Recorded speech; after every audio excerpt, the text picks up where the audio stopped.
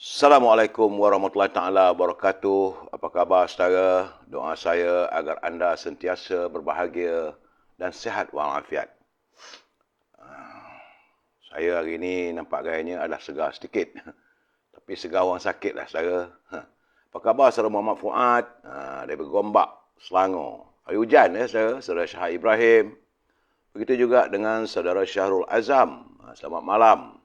Dari Kota Baru, Kelantan. Saudara Mustafa Ilyas, saudara Manjebi, saudara Abu Nems, saudara Nafas Terakhir, saudara Zamari Alsi, Man okey man, banyak gambar kirim teman. Yang saya hendak bukan gambar man, saya hendak like, share dan subscribe. Jadi teman-teman, eloklah kalau ada kesempatan, jangan lupa like, share dan subscribe. Serta subscribe di Instagram. Kerana kalau apa-apa gangguan berlaku pada Facebook, boleh lari pada Instagram. Saudara Abu Nems, salam perjuangan. Begitu juga dengan Kuih Seruh dari Kuantan, Pahang. Openg temu, apa khabar Saudara Openg? Saudara M. Rejuna, saudara Pak Chu dari Langkap, Perak. Saudara Fakri Sani, Rosila. Apa takut teman? Puan Marabiah Abdullah. Itu juga dengan saudara Haji Azhar Abdul Manaf. Apa khabar Tuan Haji? Moga sihat. Saudara Muhammad Syahrul Abdul Karim. Saudara Azmi Umar. Hamidah Kamat. Begitu juga dengan saudara Fakri Sani. Saudara Bakhari Sharif. Saudara Faizal Aziz. Saudara Syed Azhar Syekh Abu Bakar. Syed Azhar Syekh Abu Bakar. Roipa, apa khabar? Jaka Lenglung dari Pulau Pinang. Saudara Rashid, saudara Muhammad Hakim, Muhammad Din, Puan Hamidah Kamat. Besar kan buah hati tu. Besar hatinya tu ya Puan Hamidah. So Muhammad Asri, DR, Rahim Muhammad, Rok Zaini, Zainuddin Yasin, saudara Limut. Apa khabar saudara? Waalaikumsalam. Kamul Zaman. Waalaikumsalam. Zul Saleh. Saudara R. Merjuna. Saudara Kamul Zaman mahu nak bersama nak video dengan saya. Tapi tak boleh saudara Kamul Zaman. Saya minta maaf. Saya tak tahu nak buat. Berapa kali. Kalau saudara ada sesuatu, tulis. InsyaAllah kalau saya sempat baca, kita boleh berkomunikasi. Nak buat macam mana saudara? Usia saya begini tidak mengizinkan saya. Macam mana Puan Nur Maria? Begitulah keadaannya ya. Saudara Maimunah, Mat Aris. Puan Maimunah, Mat Aris. Saudara Hashim Alias. Melaka, apa khabar? Orang Melaka, saudara Osman Hamzah, Ramli Abdul Rahman. Teman-teman yang tak sempat saya santuni, saya mohon maaf. Kerana saya harus memberi pencerahan, banyak juga malam ni. Lebih-lebih isu yang sekarang ni tengah panas di Selangor. Baik, saudara. Sebelum saya memberi pencerahan, saya harus, Puan Rusni Kuringot, saya harus memberi penerangan dan penjelasan sebagaimana yang dilaporkan kepada saya oleh sahabat kita, saudara Rio daripada Universiti Malaya. Menurut saudara Rio, nampak gayanya semalam ada peningkatan pula dah. Dah elok dia susut dah pada 1128, tiba-tiba dah naik balik 1518. Ingat saudara, ini merupakan hari yang ke-811. COVID-19 melanda negara kita. Dan berdoalah, sebab hari ini hari Khamis, tanggal 9 Jun. Dan paling penting hari ini adalah malam Seribu Rahmat. Itu malam Jumaat. Eloklah kita berdoa kepada Allah SWT agar segeralah dihapuskan ataupun diputuskan jaringan COVID-19 ini. Saya ucapkan terima kasih kepada Saudara Rio kerana dari laporannya semalam ada 6 kematian. Artinya sudah 35,705 orang warga kita yang menemui ajal kesan daripada jangkitan COVID-19. Ya, Saudara Azhari, Saudara Abdullah Manap, Saudara Kamal Zaman, Saudara Mat Zaki, teman-teman kita dalam Instagram. Saya minta kalau boleh like, share dan subscribe ya Saudara Osman Abdullah. Dan jumlah jangkitan yang terkumpul adalah 4,518,965. Bagaimanapun yang berjaya disembuhkan atas usaha gigih, kaki tangan di Kementerian Kesihatan, jumlah yang sembuh adalah 4,461,671. Dan kini kita sudah masuk era endemik, bukan lagi pandemik, saudara. Bagaimanapun, dari segi laporan yang saya terima daripada saudara Rio, terdapat lebih kurang 13 negeri yang tiba-tiba semalam meningkat naik balik. Dah elok, dah susut, tiba-tiba naik balik. Dan yang susut cuma di 3 negeri, iaitu di Perak, 59, Selangor, 564 dan Putrajaya 16. Lain-lain peningkatan yang ketara adalah di wilayah persekutuan. Daripada 170 meningkat kepada 390. Lain-lain negeri walaupun ada peningkatan tapi masih lagi di bawah 100. Sebab itu bersamalah kita berdoa dan berusaha untuk memutuskan jaringan COVID-19 ini, saudara. Itu yang dapat saya laporkan dan saya ucapkan terima kasih kepada saudara Rio daripada Universiti Malaya yang tidak pernah jemu menghantar kepada saya laporan berhubung dengan kejadian ataupun jangkitan virus corona di negara kita ini. Terima kasih saudara Rio dan pada teman-teman semua, berusahalah kita jaga kesihatan kita, ya. Kita masuk segmen e-commerce. Berniaga saudara, kalau ada produk silalah. Saudara boleh hubungi Al-Azhar di talian 011 330 41241 untuk membolehkan saya mewawarkan produk saudara, ya, saudara Ating, saudara Awang Yusof. Tapi kalau dengan Al-Azhar ni, dia sibuk dengan dia punya Al-Bakur lah. Itu setangi bakur. Memanglah untuk rumah kita bau wangi. Kerana wangi-wangian itu adalah kecintaan para malaikat. Dan dibenci oleh syaitan. Saudara, samping itu Al-Azhar juga memasarkan perfum. Baunya memanglah harum semerbak. Seperti kita berada di Tanah Suci Mekah. Baunya itu bau perfum daripada Tanah Arab. Samping itu, jangan lupa boleh juga memesan gula O. Ini untuk mereka yang nak concern ataupun nak jaga kesihatan. Sebab gula O adalah gula tanpa kalori. Letak 2-3 renjih saja sudah cukup manis. Itu untuk mereka kesihatan. Andainya, kerana sibuk dengan Al-Bakurnya, kalau saya tak dapat berhubung dengan Al-Azhar, bolehlah berhubung dengan Siti Farehah. Di talian 017 711 4300. Saudara Jagung Leba, jejak warisan. Saudara Mudin Kelantan, saudara Samsul Anwar.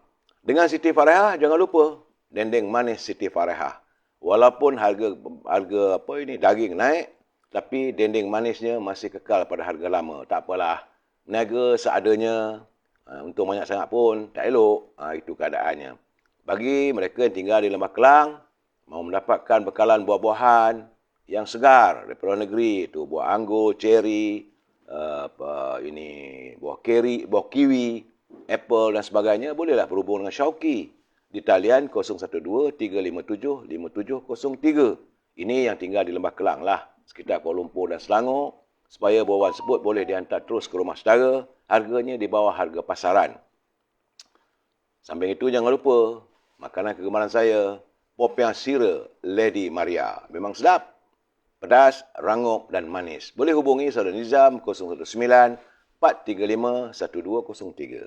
Dan akhirnya, kita menyantuni juga produk daripada sahabat kita, toko jamu Kemaman, saudara Zul. Saudara Zul, saudara boleh hubungi di talian 019 917 0449.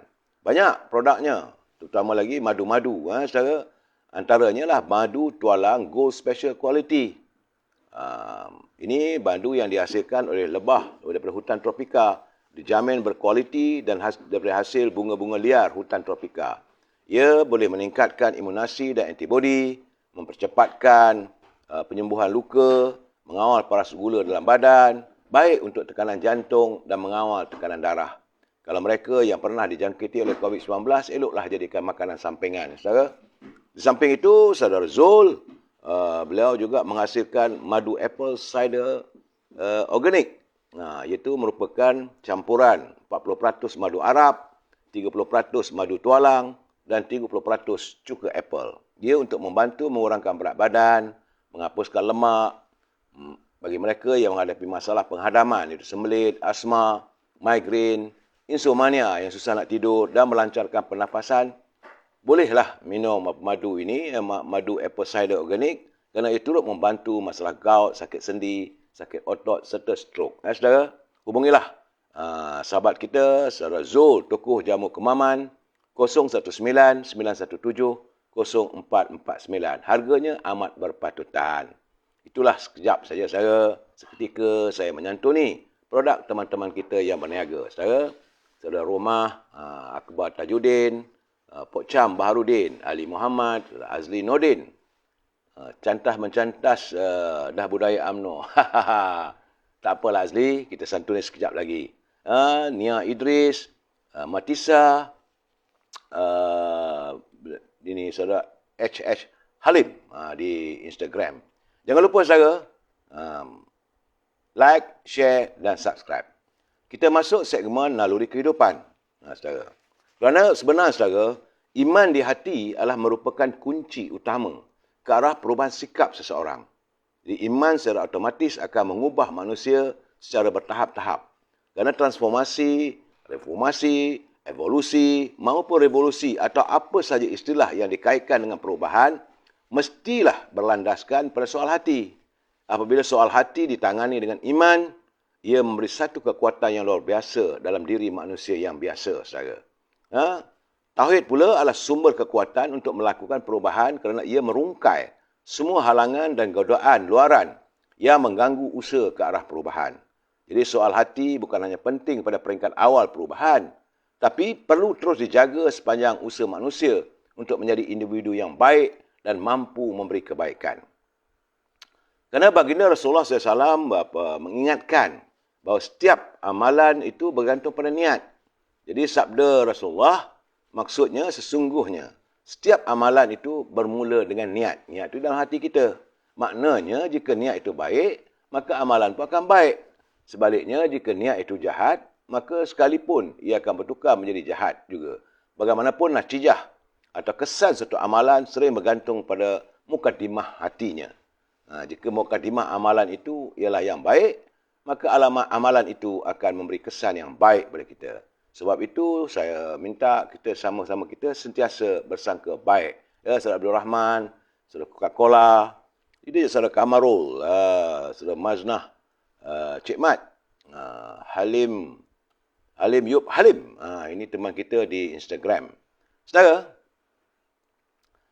kiriman sahabat saya, Cikgu Hibil, dalam mutara katanya, dia kata banyak yang mengaku ahli ibadah, tetapi tidak pandai menjaga lidahnya. Jadi orang banyak mengaku bahawa diri dia adalah sebagai seorang ahli ibadah, tapi dia tak pandai menjaga lidahnya. Begitu juga banyak yang memuji Rabbnya, Allah SWT, tetapi ramai pula saling membenci saudara sendiri. Ini saya kalau boleh, kita sentiasa ingat pada Allah SWT, berkasih-kasihanlah kita sama insan. Terima kasih Cikgu Hibil atas kiriman mutara kata untuk perkongsian kita bersama, saudara. Hidup ini, saudara, lain tak adalah untuk kita saling ingat mengingati. Dan kalau boleh, tutur bicara kita, biarlah yang baik-baik. Kita bukan nakkan hidup ini. Hidup ni sementara, saudara. Tak lama pun. Saudara lihatlah sendiri, hari ini dah masuk hari yang keberapa dah kita meninggalkan bulan Syawal. Dan yang akan menanti kita adalah ini Hari Raya Aidul Adha, iaitu Raya Haji.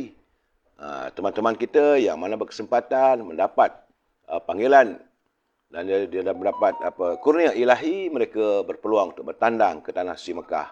Saya dapat juga kiriman ramai kawan-kawan kita yang pergi untuk mengerjakan ibadat haji. Bersamalah kita berdoa agar mereka memperoleh haji yang mabrur. Saudara Hazrul, Saudara Zamri Ibrahim, begitu juga dengan Rabaudin Pisarat.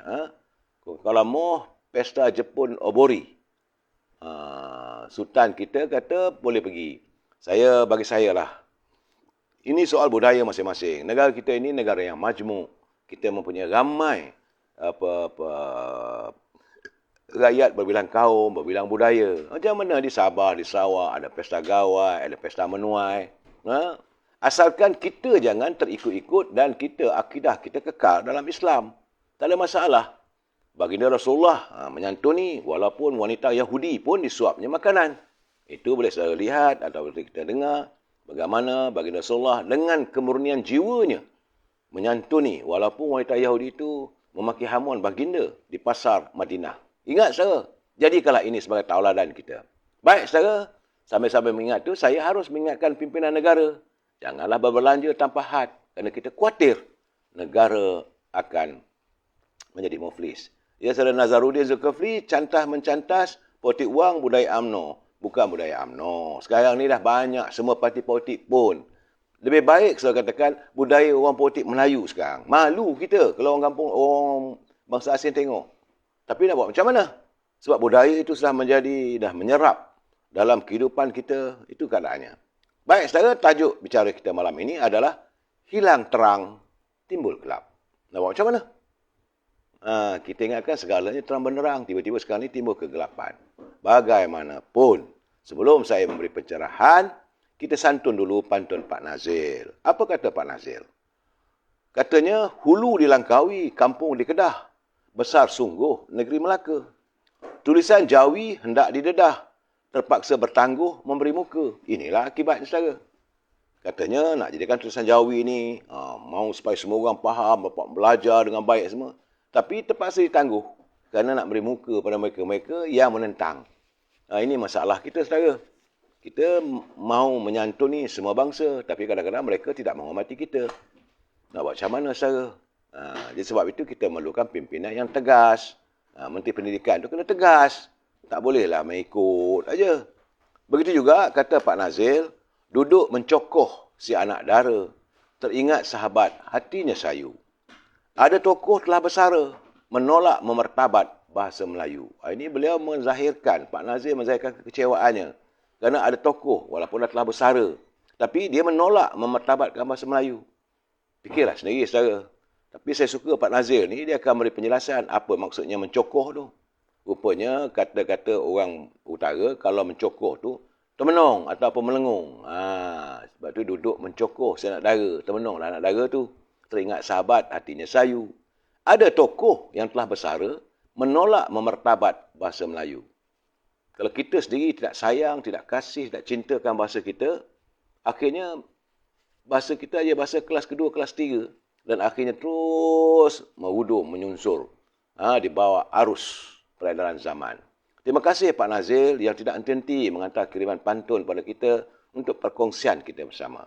Saudara, bagaimanapun sebelum saya memberi pencerahan lagi, saya harus mengingatkan bagi mereka yang menyunting semula live saya ini dan dimasukkan dalam channel YouTube ataupun apa-apa channel sekalipun, maka anda harus bertanggungjawab atas setiap suntingan anda. Begitu juga tulisan-tulisan yang anda kemukakan dalam live ini juga anda harus bertanggungjawab sebab saya tak mampu untuk menahan ataupun memantau semua komen maupun suntingan yang anda lakukan. Perlu ingat, ini adalah channel ataupun ruangan kita berkomunikasi. Matlamat saya lain tak ada, saudara. Adalah untuk memberi pencerahan politik supaya warga kita sini, warga yang berinformasi. Tak bolehlah orang kata begitu, orang kata begini. Saya memberi pencerahan mengikut kefahaman saya, bacaan saya dan perbincangan saya dengan tokoh-tokoh yang sempat saya bertemu dengan mereka ataupun berbual mereka melalui telefon dan sebagainya. Ingat, saudara, prinsip bila saya memberi pencerahan ini, kita mesti bersetuju untuk tidak bersetuju. We must agree to disagree. Itu prinsipnya.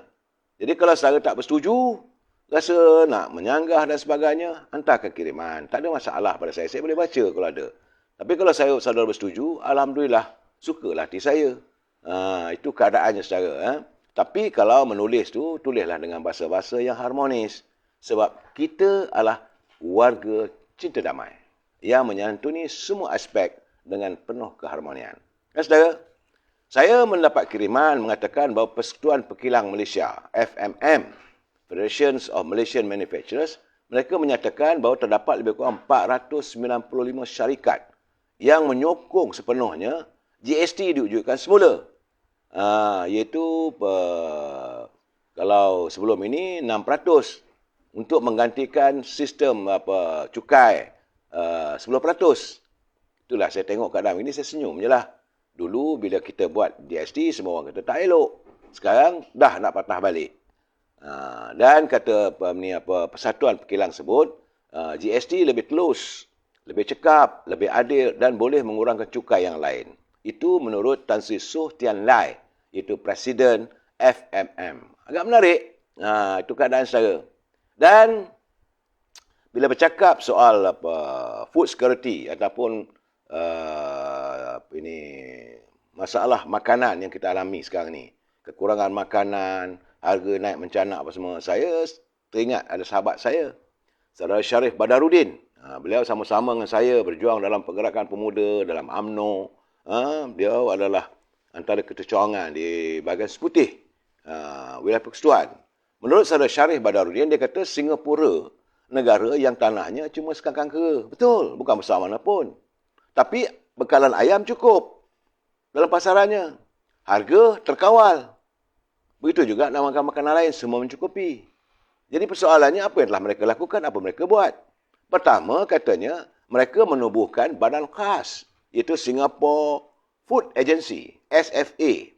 Khas untuk memantau rantaian makanan dan kecukupan bekalan.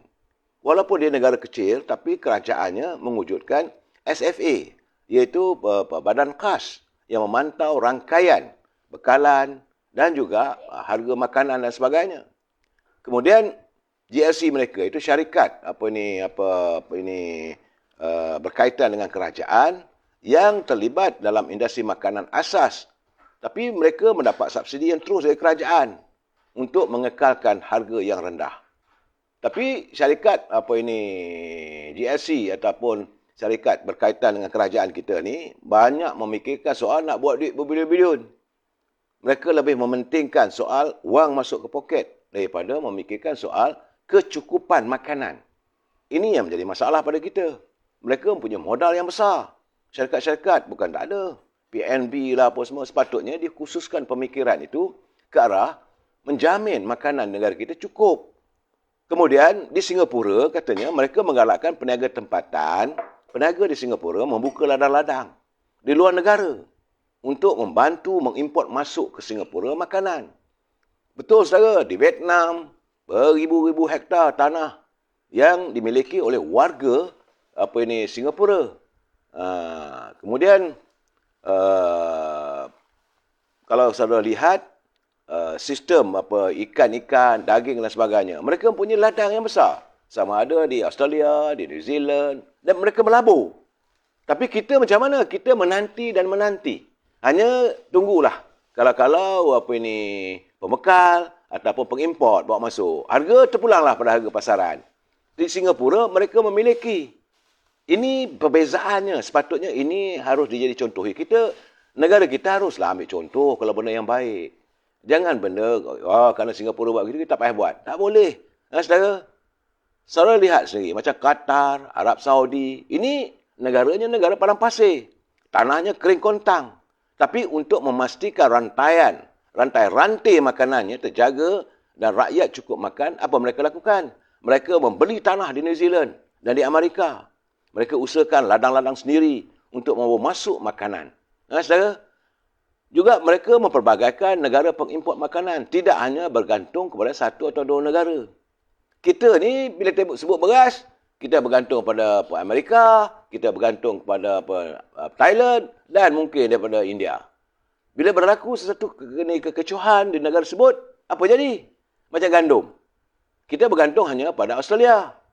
Sebab bagaimana kenyataan Menteri Perdagangan dalam negeri dah pengguna tempoh hari, dia kata kita cukup tepung sebab 90-70% kita import dari Australia.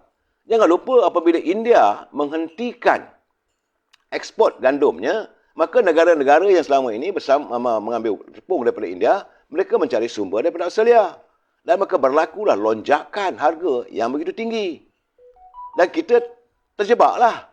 Tapi kalaulah negara kita, GLC kita, melabur dalam ladang-ladang tepung, ladang-ladang gandum dan sebagainya, ini tak ada masalah lah pada kita. Datanglah harga macam mana pun kita punya. Tapi macam negara Arab, dulu jangan lupa saudara, mereka sanggup untuk cari udang apa semua, sanggup melabur di Kerpan, di Kedah. Tapi tak jadilah pun. Jadi mereka memperbagaikan. Kerana sebaliknya, negara kita ni, negara yang kaya sumber asli. Itu bezanya. Singapura dah tanah dah tak ada. Negara kita kaya sumber asli. Tanah di bumi Malaysia ini saudara, memang tidak boleh siapa menafikan adalah tanah yang paling subur. Dari Perlis sampailah ke Sabah, Sarawak. Tetapi kita mengimport 95% makanan dari luar negara. Sekarang dah tak cukup. Mulalah kelang kabut. Jadi kita fikir, di mana silapnya? Jadi sebab itu kita perlu, ini menurut pandangan Saudara Syarif Badauddin, dia kata kita perlu kembalikan negara sebagai negara pertanian semula. Bukan saja negara instari, bukan hanya negara industri. Jadi ikutlah macam Jepun dan Thailand. Mereka kekalkan industri pertanian sebagai industri induk negara mereka. Jadi untuk mengawal rantai-rantai makanan. Walaupun ketika ini mereka sudah pun menjadi sebuah negara yang maju dalam sektor industri. Kita masa zaman peralihan daripada Tun Sin Om balik pada Dr. Mahathir, kita bertukar jadi negara pertanian ke negara perindustrian. Kemudian kita tukar pula jadi negara perdagangan dan kita berusaha untuk membangunkan industri dengan menyisihkan sektor pertanian. Sekarang ni Perdana Menteri mula nak cari solusi. Bila harga mahal, mulalah menteri-menteri kata, pak-pak menteri lah saudara. Bila harga barang mahal, sayur-sayuran mahal, mulalah kata tanamlah sayur, belalah ayam sendiri. Cuba bayangkan, kalau pak-pak menteri kita atau menteri-menteri yang ada tu datang dari PN, Pakatan Nasional atau Pakatan Harapan, saya ingat bergeduduk lah. Syarat dalam wall FV kita, dia maki hamun kita. Tapi sekarang ini keadaan saudara. Sebab saya harus mengajak teman-teman kita melakukan kritikan diri. Kritikan peribadi. Saya orang Melayu. Bukan kita nak menghina bangsa kita, tidak. Kita harus berani untuk mengkritik diri kita. Di mana silapnya kita? Kerana orang Melayu kita ni, saudara, sebenarnya kadang-kadang mereka rasa diri mereka terlalu kaya. Kerja pasar tak nak. Kerja kilang tak mau. Kerja binaan, kononnya bahaya dan sebagainya, tak mau. Malahan nak mengeluarkan hasil kapal sawit pun terpaksa panggil pekerja daripada luar negeri. Nak jadi nelayan, tak mau. Sedangkan negara luar, mereka berlumba-lumba memasuki sektor menjadi nelayan laut dalam. Ya. Malahan nak potong rumput pun tak mau. Apa lagi lah mereka nak buat. Tapi yang mereka nak, kalau boleh, sentiasa bangun pagi, duduk bergebang dekat kedai kopi. Ataupun waktu tengah hari, masuk petang, minum di kafe-kafe sambil hisap sigar. Aku kaya. Restoran, makan siang malam. Saudara. Jadi, kerja biar orang lain buat. Akhirnya, kita terjebak dalam masalah. Ini bagi saya kritikan diri. Berfikirlah dari sekarang, macam mana kita harus memperbaiki diri kita supaya elemen-elemen yang negatif ini dapat kita sisihkan. Kita jangan marah orang kaya. Pekerja-pekerja asing datang ke negara kita ni, mereka berlumba-lumba buat duit. Kita tengok aja. Anak-anak muda macam mana? Sibuk berlumba dengan motorsikalnya lah. Ini keadaan. Saya haraplah. Tapi sekarang ni, sejak akhir ni, bila negara mengalami masalah, merudum ekonomi, alhamdulillah, ada kesedaran di kalangan anak muda. Sanggup pula mereka menjadi pemandu Grab, jadi pemandu mengantar makanan dan sebagainya. Boleh pula. Jadi artinya orang kita ni bila terdesak, baru kita sanggup melakukan apa-apa. Kalau tidak, masing-masing nak goyang kaki. Sepatutnya lagi kita senang, lagi kita berusaha. Saya melihat kadang-kadang dekat kedai-kedai, di mana toke-toke dia tu pakai baju t-shirt je. Orang Perak kita pakai baju perak. Baju perak. Baju perak ni bukan t-shirt pun. Baju dalam je. Duduk kat kedai tu jaga tong. Anak-anak dia kat depan. Bawang tu dia diasingkan. Ikan kering diasingkan. Mereka sanggup bekerja di kedai-kedai. Jadi saya haraplah kita cubalah kita buat koreksi diri kita. Kita kena berani, saudara. Saya tahu apa yang saya katakan malam ni tidaklah memberikan orang kata, baguslah, bagi pencerahan begini, duk kutuk Melayu sendiri. Tidak. Hasrat saya agar ada kesedaran. Cintailah bangsa kita. Cintailah negara kita. So, negara kita ni perlu kita jaga, saudara. Jangan kita biarkan orang lain yang mengendalikan, orang lain yang mengemudikan bahtera negara Malaysia ini, saudara. Ini bahtera yang anugerah ilahi, yang cukup baik. Bahtera yang aman tentram. Negara kita tak ada ni taifun ataupun ribut topan. Negara kita tidak ada gempa bumi, tidak berlaku ledakan gunung berapi. Saudara, banjir pun sesekali dia berlaku. Itu pun oleh kesilapan manusia. Tapi nak katakan banjir besar macam mana berlaku di negara-negara lain, tidak. Banjir lumpur dan sebagainya. Ini adalah negara anugerah ilahi. Tapi bila kita gagal untuk menjaganya, kita gagal untuk menjadikan negara yang subur ini milik kita, akhirnya berlakulah Sebagaimana sekarang yang kita hadapi. Nak cari makan pun susah, harga sayur susah. Sebenar-benarnya saudara, campak aja benih sayur kat belakang rumah kita. Yalah, itu bagi mereka yang ada sedikit tanah di kawasan rumah lah. Bukan tak boleh. Tapi bila menteri cakap benda begitu, mulalah mereka mengatakan, menteri ni cakap aja pandai, takkan nak tanam sayur dekat rumah flat. Memanglah, takkanlah menteri itu cakap nak buat tanam sayur, bela binatang, bela ternakan di flat. Jadi kalau kita punya saudara Rahmat Abu, saya minta maaf. Anda minta saya call balik tak boleh. Saya tak tahu nak jawab, saya tak tahu nak berkomunikasi melalui sama ada Instagram ataupun melalui live ini. Saya tak reti, saudara. Saya cakap terus terang. Tapi kalau saudara ada pandangan, hantarkan kiriman. Kalau elok, saya akan baca, tak ada masalah, saudara. Saudara, ni ada orang lain lebih baik dari pemimpin UMNO untuk takbir negara dengan baik. Siapa cakap hanya UMNO saja yang layak? Saya tak kata begitu, saudara. Saya kata parti UMNO yang telah pun berjasa sekian lama. Itu keadaannya. Dan saya terima juga satu kiriman lagi. Ini tentang macam mana manipulasi harga ayam. Ini sikap orang kita, saudara. Bagaimana harga ayam boleh dimanipulasikan. Kerana yang sebenarnya kaum elit yang memegang AP yang jadi kaya-kaya. Saya bersetujulah bila yang amat berhormat Perdana Menteri membuat pengumuman diputuskan. Tak perlu lagi ada AP ataupun permit import. Tapi masih lagi di bawah kuat kuasa Jabatan Veterinary ataupun JAKIM. Kerana sebenarnya, saudara, kalau kita tengok betul, tokeh yang ada AP, dia letak harga ayam RM8,366 satu tan. Sedangkan mereka import dengan harga RM5,435 satu tan. Jadi tokeh AP yang mempunyai permit ini, mereka buat duit RM2,931 bagi setiap tan. Negara kita memerlukan ayam saja beratus tan satu hari. Bayangkanlah. Tapi untuk tokeh macam Maidin Hypermarket, dia tak dapat minta AP. Tesco pun kata dia tak dapat.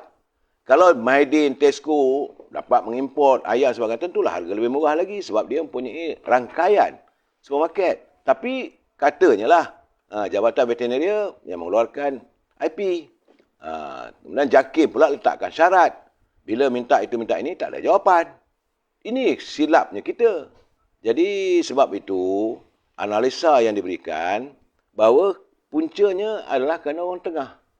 Adanya tokeh-tokeh AP. Mereka yang buat duit, rakyat yang sengsara. Dan mereka bukan ramai pun. Tak ramai mana, 32 orang aja pun. Mengikut kajian, seramai 32 saja yang menjadi pengimport ayam, daging dan sebagainya. Ini keadaan, saudara, ya. Jadi saya haraplah supaya kita dapat memikirkan persoalan ini. Malam ini kritikan diri, saudara. Aduhai. Ini saya tengoklah cerita Pak Zuraidah ni. Katanya masa dia balik dari luar negeri disambutlah sebagai ibu Malaysia lah kononnya. Tapi tadi dalam sidang media tadi kata Presiden parti PBM, parti PBM Larry Seng. Parti Bangsa Malaysia maksudnya. Dia kata nak jadikan Zuraidah sebagai presiden. Eloklah. Dapatlah kita dapat seorang presiden parti daripada kaum wanita. Nak macam mana? Kan? Tapi tak tahulah saya. Dan sekarang ni kita macam-macam berlaku negara kita, saudara. Jangan kita lupa, saudara, keadaan negara kita ni. Saya tengok letihlah. Sebab itu saya bersetuju dengan kenyataan Datuk Nur Jazlan sebagai Timbalan Ketua Perhubungan UMNO Barisan Nasional Johor. Sebab dia kata, dia pun hairan, dia kata. Sebab katanya yang melantik Menteri Kabinet Datuk Seri Sarwan Sabri. Tapi lepas tu, kalau nak buat pilihan raya, terpaksa tanya pula. Kena minta kebenaran Kabinet.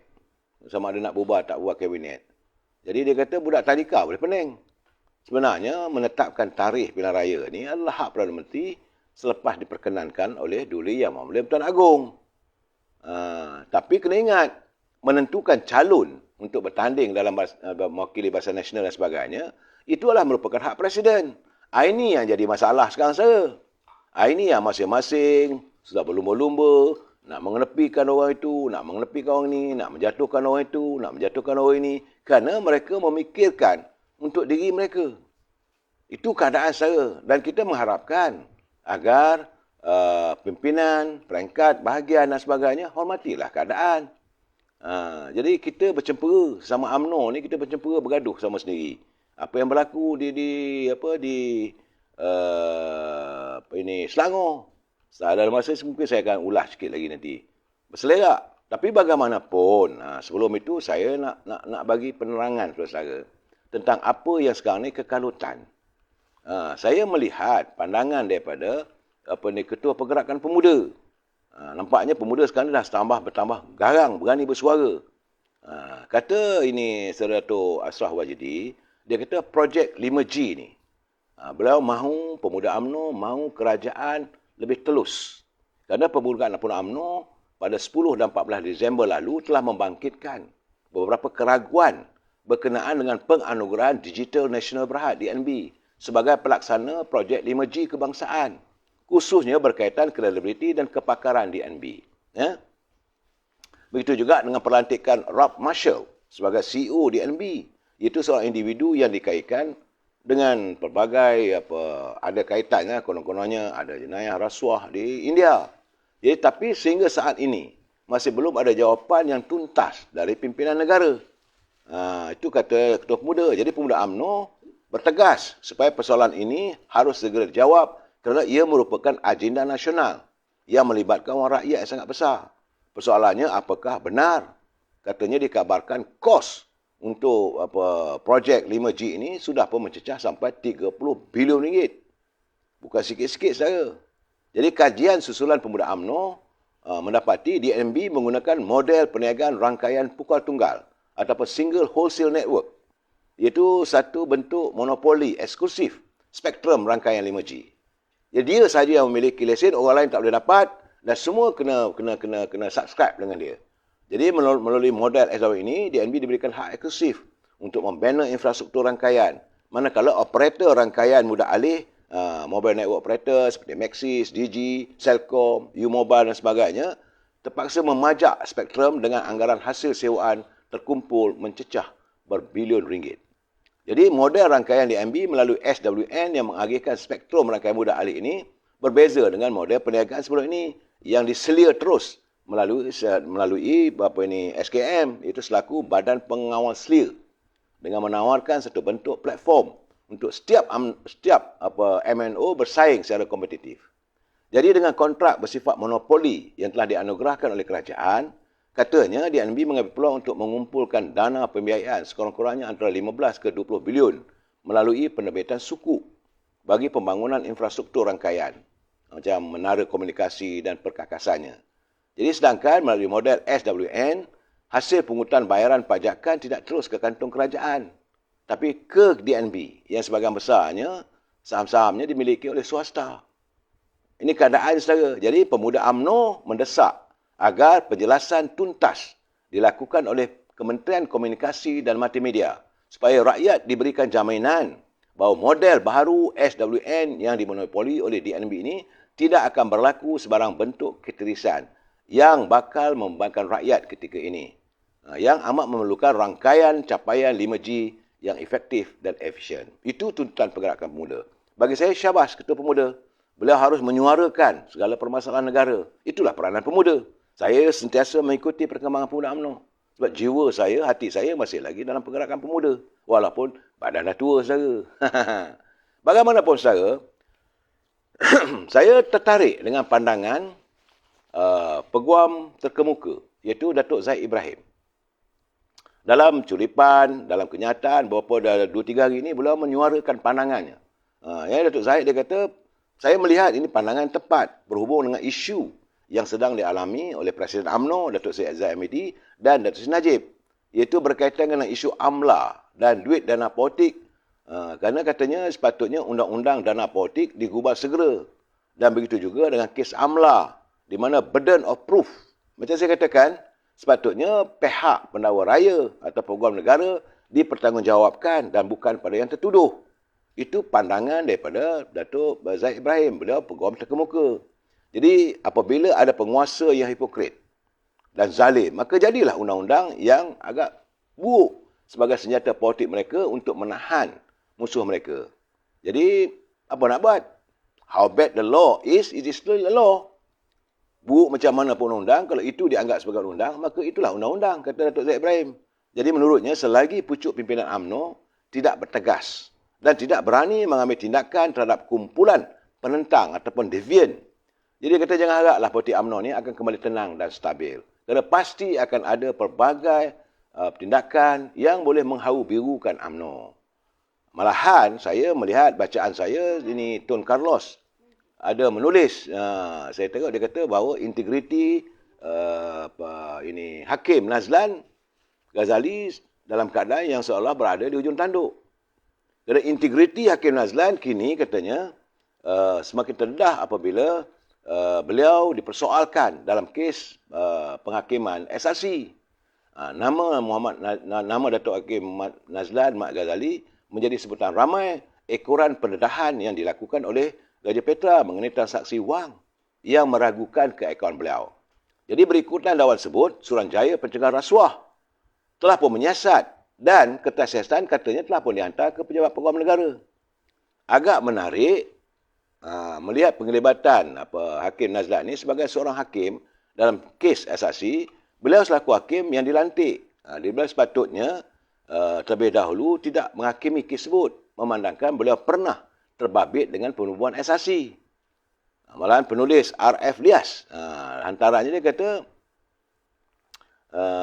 perkembangan berkaitan kes SRC mendedahkan pelbagai kecacatan kes. Ini berikutan pendedahan Raja Petra yang mengaitkan beliau dengan Jolo setelah kedudukannya dalam Maybank sebelum ini. Sehingga hari ini pun Hakim Nazlan masih belum memberikan sebarang jawapan terhadap dakwaan Raja Petra. Jadi katanya banyak lagi kecacatan yang terdedah yang kita harus melihat, kalau boleh biarlah undang-undang itu ditegakkan seadilnya. Ini keadaan secara. Jadi kemudian saya tengok pula ada satu kenyataan. Ini agak menarik juga saudara, iaitu macam mana My News Online. Beliau My News Online menulis, kerana kononnya apabila Datuk Seri Najib mahu mengambil peguam Queen Counsel daripada London, mulalah mereka mempertikaikan, mereka menyerang tindakan Seri Najib yang mahu engage Queen Counsel untuk memantau kes mahkamahnya. Jadi menurut My News Online, dia melihat bagaimana mereka penyokong-penyokong Dr. Mahathir ini memperlekehkan. Tapi sebenar-benarnya, waktu Dr. Mahathir menghadapi krisis dalam isu hakim negara, iaitu Tun Salleh Abbas, dia sendiri pun ambil hakim daripada Queen Counsel, daripada London. Sebab itulah katanya harus diingat. Bagaimana kes sandakan, isu yang melibatkan video panas, pun sama juga. Ramai terlupa apabila Dr. Mahathir pernah lakukan ketika hendak memecat Ketua Hakim Negara Tun Salleh Abbas waktu dulu. Akibat tidak mendapat restu dan sokongan law fraternity dalam negara, Dr. Mahathir telah pergunakan hakim luar negara untuk mengendalikan kes Tun Salleh Abbas demi hendak menampakkan kononnya ada credibility. Jadi siapa yang memilih hakim-hakim itu, usah ditanya. Kisah ini boleh dirujuk pada Akib dan laporan akhbar serta buku Tun Salleh Abbas. Kini, Datuk Seri Najib Tun Razak memang wajar menggunakan Counsel untuk pembelaan, memandangkan kesnya sangat berat. Katanya berat sebelah dan jelas satu penganiayaan. Jadi biarlah pihak luar jadi saksi dan menyatakan, memberi pandangan dan sebagainya. Semalam juga satu benda yang agak ini menggemparkan kita. Apabila tiba-tiba Datin Seri Rosmah dia kata dia tak mau ambil. Dia tak mau menuntut kononnya tentang rantai tangan emas putih bertatakan belian bernilai $220,500 Amerika yang kini disimpan dalam bilik kebal di Bank Negara. Tapi kita heranlah, katanya $220,500 itu adalah cincin. Tapi sebenarnya rantai. Dan itu bukan milik dia pun katanya. Sebab adanya menurut peguam David Gurapatam yang memiliki syarikat barang kemas Lubnan, itu Global Royalty Trading SAL, yang turut mengesahkan bahawa isteri bekas Perdana Menteri itu tidak mahu menuntut rantai itu. Jadi ada persoalan di sini. Jadi kita melihat bahawa macam mana undang-undang kadang-kadang dikenakan pada orang. Saya tak membela apa-apa, saya cuma melaporkan apa yang saya baca. Ini keadaan sekarang saudara, nampak gayanya. Sebab itulah bila saya baca tulisan saudara Puan Zahrah Shah Alam. Puan Zahrah ni dia menulis. Dia kata perlu ke kerajaan mengubahkan parlimen sekarang? Kerana katanya jika tangan kanan patah, kita ubahlah tangan kanan. Bukan dibalut kaki kiri seperti cara kerajaan Perikatan membendung COVID. Kita ubat dengan cara paling tepat. Sekiranya negara ada masalah besar yang mengancam kelangsungan kehidupan rakyat dan pemulihan ekonomi negara, kita perlu selesaikan masalah dengan segera, dengan cara pengubatan yang tepat. Jadi jelas bahawa negara sekarang ni berada dalam keadaan yang begitu cacah barbah.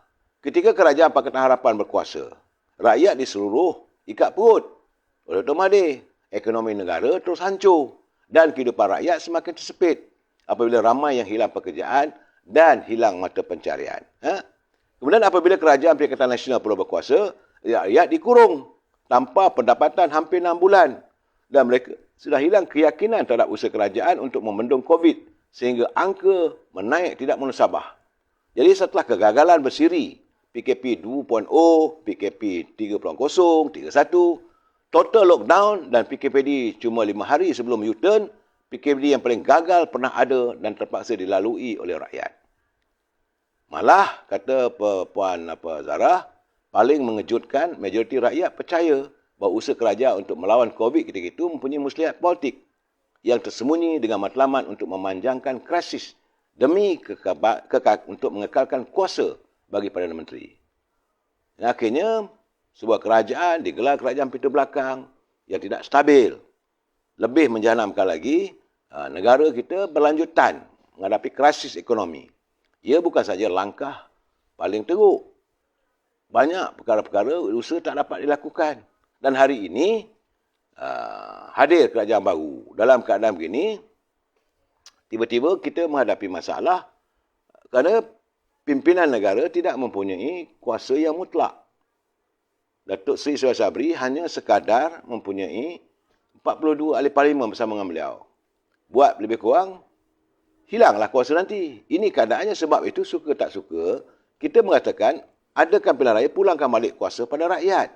Bukan kita mengatakan, this is the only solution. Bukan inilah satu-satunya masalah yang menyelesaikan masalah. Tidak. Tetapi bila ada pilihan raya, rakyat memilih kerajaan mana yang dia nak pilih.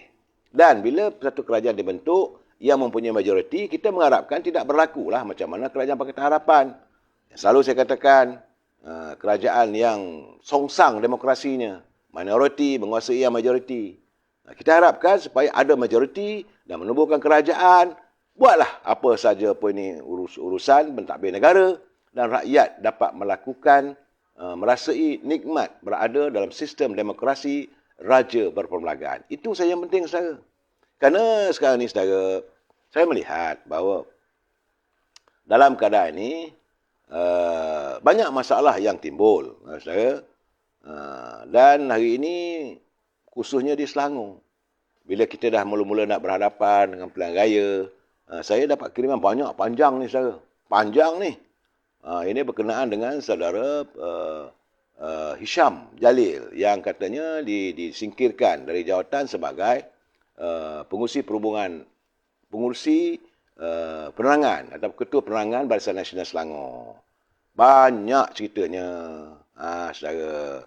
Jadi berita berkenaan dengan saudara Hisham diberhentikan dari jawatannya agak panas. Pelbagai spekulasi telah diperoleh dengan bermacam-macam pandangan bersandarkan pada info mereka masing-masing. Dan sehingga saat ini, pimpinan UMNO Selangor masih lagi berdiam diri. Kita nak tahu. Kerana Hisham dicantas katanya supaya tidak berpeluang menjawat jawatan dalam Barisan Nasional kelak. Kerana beliau adalah seorang yang dilihat sebagai bijak, smart. Tapi beliau tidak memiliki politik taktikal. Akhirnya Hisham dicantas agar tidak berpeluang menggantikan Nur Omar. Akhirnya menimbulkan persepsi yang bukan-bukan. Kalau ada sudut ni, satu penulis dia kata dari sudut Angah, dia gelar nama diri Angah. Dia kata Hisham sememangnya memiliki potensi untuk diketengahkan sebagai barisan pelapis Barisan Nasional di masa depan. Beliau aktif dan memiliki kefahaman dalam banyak perkara. Namun oleh kerana Setiausaha Barisan Nasional Datuk Muhammad Satim Diman sendiri telah memaklumkan bahawa jawatan disandang oleh Hisham tidak ada dalam perlembagaan, maka perlu ditamatkan. Ia juga bukanlah bercanggah dengan perlembagaan meskipun kita rasa kehilangannya. Apapun kata Angah ni, beliau berharap Barisan Nasional harus bertindak sedikit bijak dalam membuat satu keputusan. Sedangkan sekolah vernacular yang tiada dalam perlembagaan pun Barisan Nasional boleh lulus dan beri peruntukan. Ini kan pula isu kecil seperti jawatan yang disandang oleh Syam. Perlulah belajar, bertindak dengan bijak. Saudara? Aduhai. Blogger atau cyber trooper menyerang tu, saudara. Katanya mas yang paling tak masuk akal. Dulu Barisan Nasional Selangor lantik dia ke jawatan tu. Bila dah lantik, sekarang ni tak berperlembagaan. Dipecat dengan alasan jawatan tak ada dalam perlembagaan. Rakyat dan penyokong BN rasa macam mana? Logik ke? Jadi awaknya mereka menulis something is wrong somewhere. Jadi Barisan Nasional Selangor ni dapat arah dari mana? Ini keadaannya. Saya melihat ada dua perkara je. Pertama, Saudara Hisham menyaman pimpinan PAS di Kedah. Mungkin gamaknya itu mungkin. Jadi kerana untuk memperlihatkan bahawa UMNO Selangor ni nak berbaik dengan PAS dalam muafakat nasional, kerana Norma masih lagi mahu menyantuni persoalan muafakat nasional, maka Syam dicantas. Mungkin. Saudara. Ataupun kerana sekarang ini, bila ada pimpinan nak menonjolkan Tengku Zafrul. Tengku Zafrul ni Menteri Kewangan. Kononnya bijak. Kalau bijak, dia sepatutnya memikirkan macam mana nak mentadbir negara dari segi sudut ekonomi. Macam mana nak memperkukuhkan kewangan negara. Bukan bermain politik. Bukan jadi pelarian daripada satu bahagian ke satu bahagian. Tak berhenti-henti. Mula-mula nak pergi Kuala Pilah. Dan berhenti pula daripada Kuala Pilah nak masuk ke ke lembah pantai. Tak jadi lembah pantai. Nak pergi pula ke Kuala Selangor. Kemudian tak, orang Kuala Selangor tolak. Konon nak jadi majlis. Kononnya Sungai Besar menerima pula. Tapi akhirnya beliau mengumumkan ada peruntukan yang baik untuk Kuala Selangor. Kononnya nak jadikan keluarga angkat. Akhirnya semalam Datuk Khalid Nordin sudah menyanggah. Jawatan Menteri Kewangan adalah menjaga khazanah negara. Bukan untuk mewujudkan keluarga angkat dan sebagainya. Saya terima juga. Kata kawan saya, dia telefon saya malam tadi. Dia kata dia nampak dalam website. Saya tak sempat nak baca. Betul ke tak betul, saya tak tahu. Dia kata, macam mana? Dia kata, Menteri Kewangan sibuk. Pergi tengok, melawat tadika dan sebagainya. Itu mengarutlah. Saya kata, kalau benda-benda tu betul berlaku, itu memang paling mengarutlah. Apa kelas ni takkan cak ayam gitu sekali. Menteri Kewangan sepatutnya menyantuni aspek ekonomi negara. Bagaimana untuk memperkukuhkan supaya beliau terkenal di seantero dunia. Dulu kita punya Menteri Kewangan yang hebat. Malahan, zaman yang Muhammad Tengku Razali jadi Menteri Kewangan, beliau dilantik sebagai pengerusi Bank Dunia. Jangan lupa, saudara. Kemudian, kita mempunyai Datuk Seri Anwar Ibrahim. Juga dilantik dalam Bank Dunia dan digelar sebagai Menteri Kewangan terbaik. Datuk Seri Najib pun sama juga. Tapi, sejak akhir-akhir ini tak tahulah saya sebagaimana hebatnya Tengku Zafrul ni sehingga mahu dinobatkan sebagai kononnya lah orang hebat di Selangor. Nak dijadikan sebagai ikon. Bagi saya kalau betul-betul nak ikon, umumkanlah nak bertanding di luar negeri. Kalau betul-betul nak rampas Selangor ni, jadi kalau Selangor berjaya dirampas oleh Kerajaan Barisan Nasional, maka dialah calon Menteri Besar. Kalau boleh. Tapi benda ni senyap begitu. Jadi janganlah kerana orang lain maka Saudara Hisham jadi kambing hitamnya. Jadi saya dapat tulisan daripada Pak Merah ni. Pak Merah ni garang. Seorang wanita berbangi. Dia kata dalam politik ni cantah-mencantas atau kambing hitam dah jadi adat. Jadi tak perlu diherankan lagi katanya. Di peringkat cawangan dan bahagian pun game begini pun memang kerap berlaku. Yang berjuang kadang-kala semua dia dapat ucapan terima kasih je. Manakala yang kipas mengipas calon, mengipas pemimpin, orang inilah jadi calon. Jadi, jangan lupa, sejurus waktu apabila Barisan Nasional tewas dalam PRU 14 dulu. Masa tu ramai mereka yang ada jawatan, jadi ketua bahagian, lari masuk gua. Mereka ini, yang kononnya dulu ketua cawangan di kampung, ketua bahagian di kawasan-kawasan pedalaman, hilang. Ada juga melompat, masuk bersatu. Ada yang terlopong, teranga, tak tahu nak buat apa. Tapi itu saatnya bila UMNO Barisan Nasional berada dalam sebagai pembangkang, sebagai kritikal. Tapi bila melihat ada cahaya, mulalah mereka bangkit. Mula nak tunjuk taring, mula nak jadi calon, mula nak tunjuk aktif dan menyanggah dan menepis orang yang berjuang, berusaha untuk meletakkan martabat UMNO Barisan Nasional sebagaimana hari ini. Usaha Datuk Seri Zahid Hamidi mewujudkan UMNO bangkit. Usaha Tok Mat Hassan bersama-sama dengan Presiden dan pimpinan di peringkat Majlis Tinggi menggembeling tenaga, memulihkan imej UMNO Barisan Nasional ini. Bila menampak, lihat kejayaan, mulalah menunjukkan diri. Akulah ketua bahagian, akulah yang layak dicalonkan bertanding, akulah segalanya. Sedangkan orang yang bertungkuh lumus, macam Saudara Syam Jalil, dia menyelinap seluruh negara, memberi penerangan, mengukuhkan ahli, supaya jangan lari, supaya jangan meninggalkan perjuangan. Orang yang macam ini, bila nampak cahaya, dicantas. Akhirnya, saudara, kita dah nampak cahaya di hujung terowong, dah jadi gelap balik. Sebab, khususnya anak muda. Saya tidak nampak anak muda sudah ada keyakinan kembali. Kerana kebanyakan orang ni sembang kari aja, bercakap berapi-rapi. Kita berjuang demi negara, kita berjuang demi agama, kita berjuang itu, berjuang apa benda? Bila UMNO Barisan Nasional kalah itu hari, kamu hilang. Sekarang nak masuk balik. Bila nak masuk balik, kuih orang tu, kuih orang ini. Bukan kita tak kenal. Saya cukup kenal dengan beberapa pemimpin dari Selangor khususnya. Memanglah ada cahaya, tapi kalau ini perangainya, guyup. Macam mana saudara kata Atan Likas. Ada dia terbitkan dalam TikToknya. Macam-macam dia kata, kalau ini keadaannya, lupakanlah. Dia bukannya menentang UMNO, tidak. Dia kata, tapi dia melihat cara kepimpinan, cara politik orang UMNO begini yang menafikan jasa orang. UMNO tak begitu sifatnya dari dulu lagi.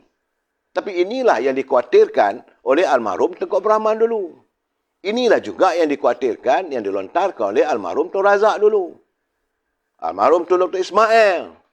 Beliau berpesan supaya orang Melayu ni ingat-ingatlah akan hadirnya petualang bangsa. Bagaimana almarhum Datuk Harun Idris mengingatkan bahawa dirinya boleh diinaya sebegitu rupa. Akhirnya beliau terpenjara dalam penjara selama 6 tahun. Hanya kerana percaturan politik. Orang yang ada kuasa, yang melihat bahawa orang yang ada bakat, orang yang hebat dalam kepimpinan disingkirkan. Ini yang berlaku. Saya nampak peristiwa 1978, 79 sudah berulang. Malahan peristiwa 1987 juga sudah mula kembali berulang. 1987 ialah tentang bagaimana kemelut politik yang dialami era waktu Dato' Mahathir dengan Tengku Razili Hamzah. Era itu memanglah cantah-mencantas. Orang yang tak sokong, buang. Mana orang yang bijak apa semua, ditafikan. Akhirnya berlaku kelompangan. Baru lompang. Orang yang balik daripada luar negeri, yang mahu berkhidmat dengan parti UMNO, disingkirkan. Kerana mereka yang memegang kuasa takut kepada anak-anak muda yang mempunyai pendidikan. Anak-anak muda yang punya latar belakang, yang boleh memimpin. Orang macam ini cuba disingkirkan. Akhirnya kontang. Saya cakap terus terang saya, selepas berlakunya peristiwa reformasi, perbalahan antara Dr. Mahathir dengan Anwar Ibrahim, satu ketika UMNO dilihat lompang. Hanya bergantung pada Datuk Seri Najib. Lepas Datuk Seri Najib, Datuk Zahid. Lepas ini, saya bukan nak menafikan kemampuan yang lain. Tetapi kita merasakan seolah-olah rantai-rantai itu putus. Kita hendakkan ada kesinambungan.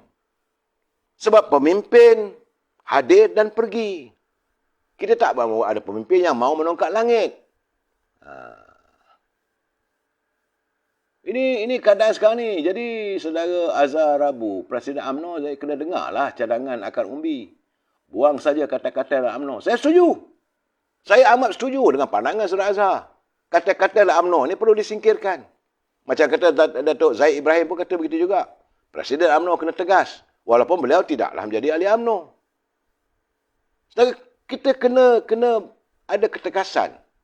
Jangan lagi kita melihat atau membiarkan parasit politik. Saya dah bercakap dalam setahun dulu pun saya dah katakan. rumah UMNO ini perlu dibersihkan. Bila kita kalah itu hari, saya kalau tak silap saya tahun 2017. Saya dah menulis, saya katakan rumah UMNO penuh dengan parasit politik. Mereka yang menjaja diri mereka untuk mendapatkan imbalan, mementingkan diri. Akhirnya rumah UMNO itu rosak. Betul ramalan saya. Akhirnya kita kalah. Saya ingatkan bila dah kalah tu, maka parasit-parasit ni lari. Sepatutnya waktu kita kalah waktu itu, kita sembuhlah dinding-dinding kita dengan anak-anak parasit ni. Supaya semua parasit ni boleh dinyahkan. Memang pada mulanya bila kita kalah, ramai yang lari diri dan kita dapat melihat bagaimana wujudnya kepimpinan tulen UMNO yang berjuang dengan ikhlas.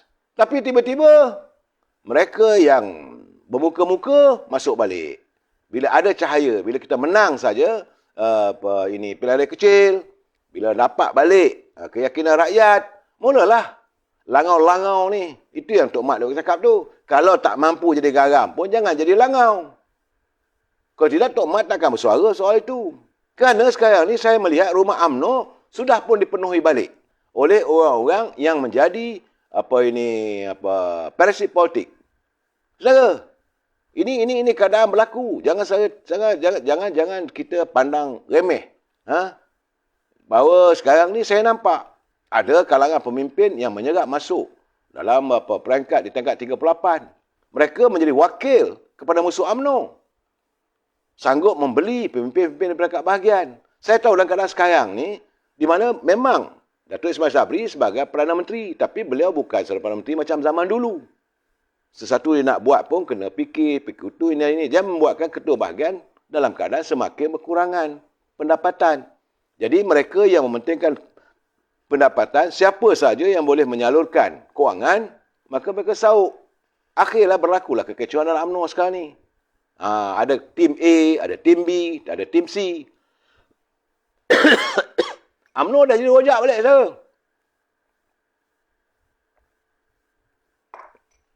Jadi saya harap kalau boleh Datuk Seri Presiden, orang macam Norma ni kalau boleh mendatangkan masalah, tak payahlah, ganti orang lain lah. Dulu pun dia tak jadi ketua perhubungan pun. Masa itu Datuk Nazari apa. Kalau hadir kita mendatangkan masalah, berundurlah. Sepatutnya kita hadir, menteri memberi satu input yang baik. Memegang kata Tok Mat, di Badan Presiden UMNO, dia kata, kalau kita tak mampu nak jadi garam, jangan jadi langau. UMNO harus dalam keadaan sekarang untuk menghadapi musim-musim pilihan raya ini, kita mesti segera membersihkan rumah UMNO daripada langau, daripada parasit, daripada orang hantu jembalang, orang yang berniaga ikan sepat kering ni. Kita tak mahu lagi jong pecah, you yang kenyang. Budaya itu sudah tak ada dah. Kerana UMNO sekarang ni bukan kaya macam dulu dah. Nak menghadapi pilihan raya pun saya tidak yakin boleh dapat peruntukan macam dulu. Saya dengar kata Presiden, UMNO cuma mampu untuk membayar wang deposit untuk calon-calon saja. Lain cari sendirilah. Tapi dengan tekad warga UMNO yang tulen, yang mau melihat bahawa perjuangan bangsa ini diteruskan agar UMNO dapat memayungi warga bangsa kita ini, saya yakin bahawa UMNO boleh berada di pentas politik negara yang lebih mantap lagi. Tetapi kita harus membersihkan parasit-parasit politik. Sebab itu saya tidak berhenti mendoakan dan mengharapkan agar Datuk Seri Presiden UMNO tegas dengan keputusannya, kita ketepikanlah segala parasit, segala orang-orang yang cacat marba ni, tak payah. Kita carilah pimpinan yang baru, yang muda, yang lebih bertenaga untuk membawa bahtera UMNO, bahtera negara ke destinasinya. Kita sambung lagi malam esok. Wabillahi taufiq wa hidayah. Assalamualaikum warahmatullahi wabarakatuh. Selamat malam.